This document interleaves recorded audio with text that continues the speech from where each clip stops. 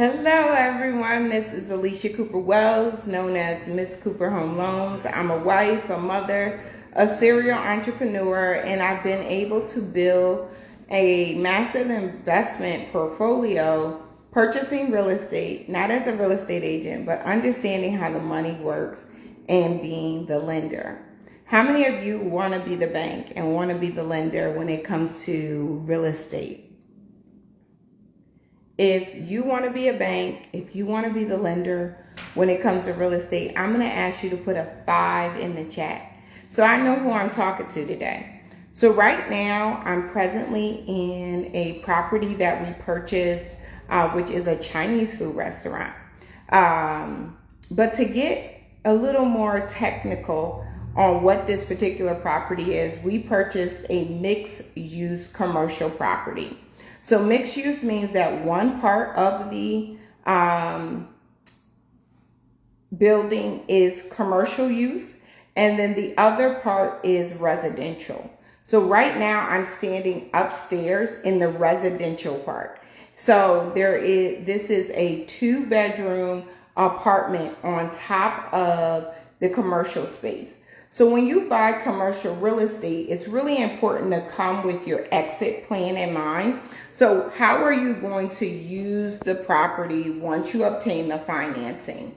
And I find a lot of people want to use the property from a place of philanthropy, right? They want to run a nonprofit. They want to have a group home.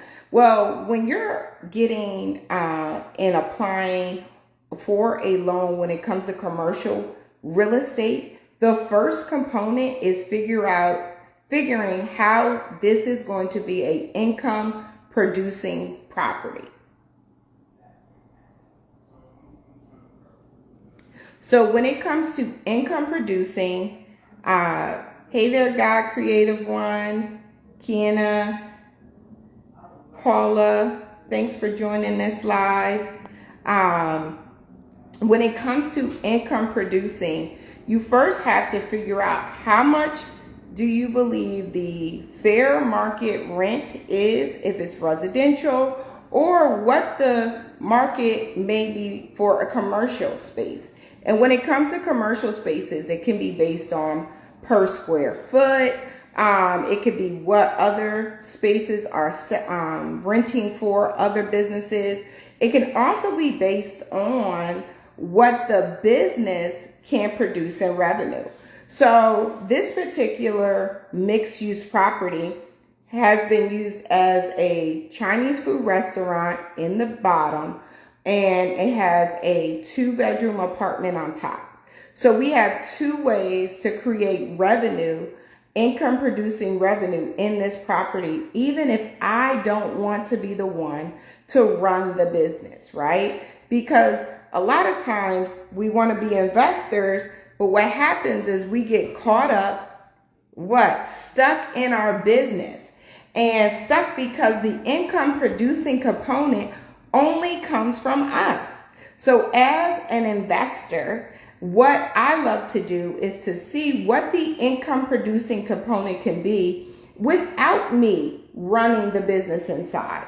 So what can the rent be for the property overall? So I see quite a few people just join this live. I'm presently in a property that we recently purchased in our campaign to buy back the block. We purchased a Chinese food restaurant. But what happens a lot of times when you purchase and a building has been used in one area of business, this can hurt you when you actually go to apply for a loan, because you're not communicating what the property actually is. This is not actually a Chinese food restaurant. This is a commercial building. It is mixed use with both commercial at the bottom and residential at the top. And presently I'm standing in the residential part, which is a 2-bedroom apartment. So the 2-bedroom apartment is one part of the income producing producing component of this particular property. And then it can be the second component can be what is the rent that we can generate, or the lease will be for the restaurant downstairs. And the reason why I'm still calling it a restaurant is because it does have all the components of a commercial kitchen. So these are things that allow me to get a higher rent for the property. Okay. So first, let's see if I can turn the camera around. Let's see, there we go. So here is one of the bedrooms. It just got painted. They put in new flooring. Previously, if you have been following this, this building actually had like built-in bunk beds, and it was very old. So we put some modern flooring in, spruced it up with some paint. Now we've added new doors. Each door has its own key. So whether or not we do this as a 2-bedroom apartment, depending on the zoning of the area, we may even be able to lease it for rooms. And then there is a bathroom here with a shower in the back. It's kind of dark. Toilet and sink. So here's a staircase, and you see it's its own entrance to come directly into the apartment. Now, somebody who may be running their restaurant may choose that they want to lease the entire building, because it gives them the option to have living quarters on top, and then have so the renovations are just beginning, but here's the second floor. This will be the laundry room. It'll be another bathroom down here as well, and then this is the actual kitchen component. So we'll probably put up a door here. Well, there's already a door, but we'll replace this door, and then you won't be able to enter if this is not assumed by the business owner. We'll lease the apartment separate. All right. Excuse me. That's the contractor. Yeah. A new contractor. Yeah, I didn't know if you wanted to be seen. No, it's all right. Okay. So we'll introduce you to our new contractor here. You want to say your name? Yes, my name is Arthur Forward, part of GPS, Greenwich Property Solutions. Working with you guys, trying to help you get one property together at a time. I appreciate that. That's my slogan, one house at a time. So here is the kitchen. This is a Mandalay, that's what it's called, a Mandalay kitchen. So it's a little bit different than your traditional kitchen. You see that it's for woks. So if you go to Honey Grow, they have the same type of kitchen with the with the waters on top. So this will be available to the business owner if they choose to use this space. And we're looking for someone that can still fall within what this kitchen provides. So we have the deep fryers, refrigeration. They're actually replacing the some of the pipes. There was a sewage leak because there was a smell in here, and it had been for years, they said. So we wanted to make sure we got all of that fixed. But yes, this is your traditional, every hood has one, Chinese food restaurant. So again, if y'all don't know, I don't really be tossing in the kitchen. So me being a chef or a cook would not be the best option for this restaurant to grow and thrive. It would be somebody who has the main ingredient for what makes food taste good. Does anybody know what that main ingredient is? If you want your food to be amazing, per my grandma, that ingredient, it starts with a L, is love. Love. Yes, you got it. Love. And because I don't love to cook, I'm missing that component when it comes to running a restaurant. So for me, our goal is to provide a safe, sanitary, and secure place where a business owner can run their business and know that their landlord is going to be here to make sure the place stays operable. And we're in this partnership again because I love to see people thrive.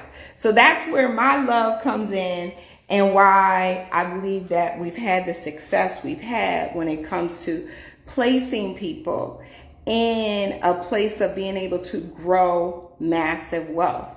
But just to talk a little bit more about what income producing options we have when it comes to a space like this. I went into, this is a mixed use space. So you have your residential, you have the apartments, whether you do rooms or if you do a one apartment that's 2-bedroom. Then you also have the other component of the commercial space. And then when it comes to the commercial space, it's the commercial kitchen.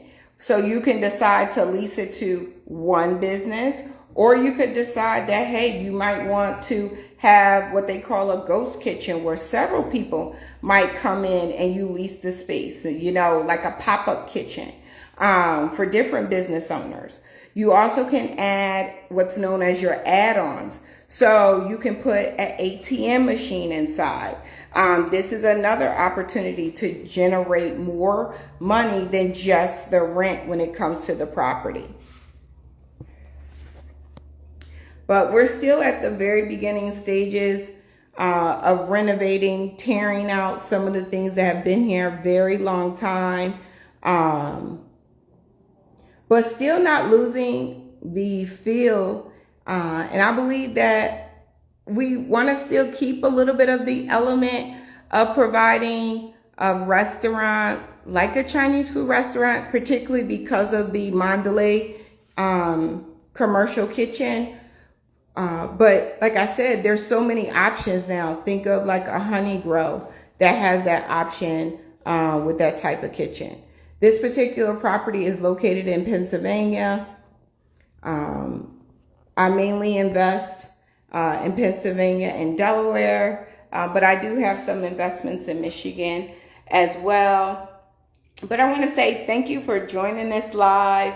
I hope you found it useful and how you can actually understand just a little bit better on how to purchase a commercial property.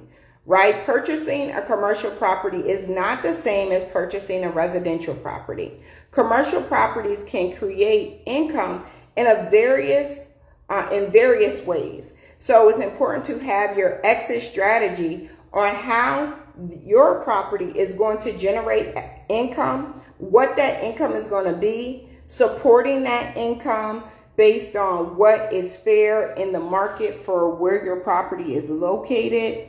And you can also test it out. So before we jumped in to obtain bank financing, I was definitely talking to different business owners, talking to restaurant owners, talking to people who were aspiring to have a restaurant. How much would they be willing to pay? Would they want to live in the same place? Would they want to lease upstairs? These are all things that were important when it came to purchasing mixed-use commercial real estate.